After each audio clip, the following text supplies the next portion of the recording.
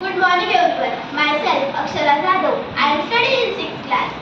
My school name is Chhatrapati International School. Today is seminar. I am going to explain a topic of Varanasi University in history guided by Moresar. So let's start. The river Ganga has two tributaries, Varana and Asi. जो river Ganga थी उसकी दो उपनदियाँ थी, एक थी वाराना and एक थी असी. The city located between came to be called the Varanasi.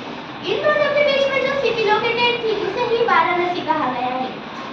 Since ancient time he had a center to provide education.